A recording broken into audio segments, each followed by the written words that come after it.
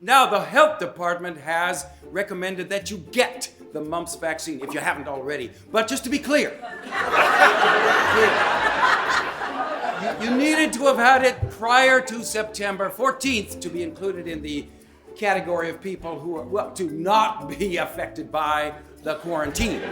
It's not COVID, but rather the mumps that has school board members reconsidering the rules at Eureka Day Elementary. Their debate over vaccines taking a few twists and turns and raising questions about personal freedoms. When talking about a hot button topic like vaccines or whatever, you and I can align on 99% of this stuff. And, oh, look at you. Oh, you like this side of politics and this side of life and this type of economic process. And then suddenly you are pro or anti-vaccination. And now it's like I've been talking to someone who came from another planet, and it will dictate everything that we say from that point of knowledge, whereas before we were getting along like gangbusters. The show marks the Broadway debut for playwright Jonathan Spector. His talented cast of actors includes Broadway newcomer Thomas Middleditch from HBO's Silicon Valley and stage veteran Jessica Hecht. They play board members at the Progressive School and help tee up some laughable moments. We had an 8th grade production of Peter Pan, which I don't know what they were thinking. Set the production in outer space. That really solved all of So then all the kids got to fly. What's fascinating, though, is that this was written pre-COVID. Yeah. Right?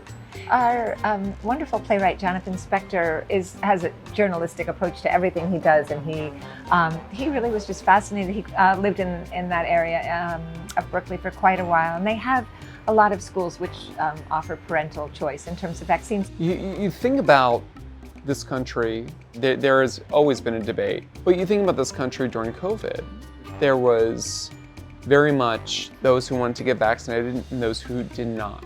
The level of detail and authentic detail he went to try to look at people's relationship to vaccines pre-COVID makes you understand even before we experienced the trauma of that period. And trauma is such an overused word, but it is actually very appropriate for this play. Stop. For me, it doesn't change what the science says. It doesn't change what the facts say. And even if it did, then just from a social justice perspective, what we'd be saying is, I'm not willing to subject my child to even the tiniest amount of risk so that we can protect people's elderly parents with cancer or a newborn baby sibling. I mean, is that really the kind of community you want to be a part of? When I first started reading the script, I'm like, oh, this is clever, this is great.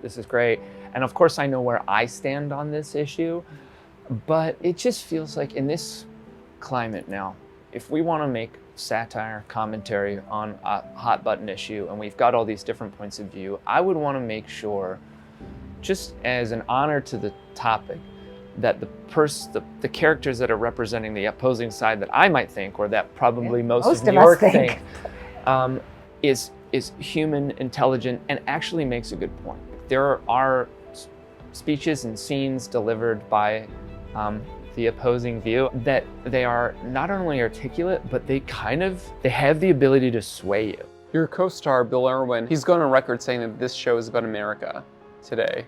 What's frustrating about the political and social climate is it feels like everybody can get along unless you bring up, I don't know, the border, vaccines, and a couple other things, I suppose. Sometimes it feels like we're being divided not of our own free will, like someone else is coming in and like that game of Operation where you hit the metal edges and your nose goes off, someone else is coming in and just touching those metal edges on your behalf, and it's very frustrating. That's beautifully said. There's a scene set during a virtual town hall meeting with the live chat on the screen. Was that hard to navigate? I could not imagine somebody being able to craft a funnier scene. It's a very tricky technical scene. No one's saying vaccines don't work. Oh yeah, okay, good. For what it's worth, if you're saying, have vaccines reduced diseases in the world? Absolutely. Do they largely work at what they're supposed to do? Absolutely. They definitely work. Are they the only answer? Are they the best answer? For me, that I'm not so sure about. You just mean that it's one thing if you're looking at it from a public health perspective. As the comedian sort of laugh slut, if that's a word I can use on New York one. I'm kind of like, that computer's getting more laughs than me. Thomas, you were sitting with one of the greats of the stage. You're very You know that, kind. right? I'm very pleased, You're very fortunate. kind. You've done film and TV, but you are a theater creature at heart. It's the art form that I was sort of born into. I studied with people from the group theater, and it was clearly a different era, but I'm determined to make it my life because I thought they were such extraordinary citizens of the art world and of the world in general. And this is your first go around doing Broadway. Yeah. What has that experience been like for you? It's been so fun. I mean, when I say I grew up doing theater, it's like community theater in a small town, right? I did some like college theater, and then I kind of just sort of really focused on comedy and improv sketch, a little bit of stand-up. You're also a pilot? Yeah. I didn't know. So you Private pilot. a private Yeah, just like little propeller planes. I flew for about 10 years, got about, I don't know, 1,000 hours, and nothing crazy. That's not like commercial airline levels. Just how many hours have you done?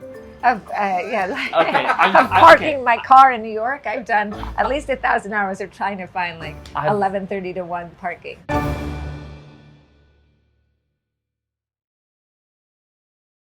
Thanks for watching our YouTube channel. For more stories in your communities, click the subscribe button right here. You can also download our app or watch us on TV for the latest news and weather updates every 10 minutes and more. We'll see you then.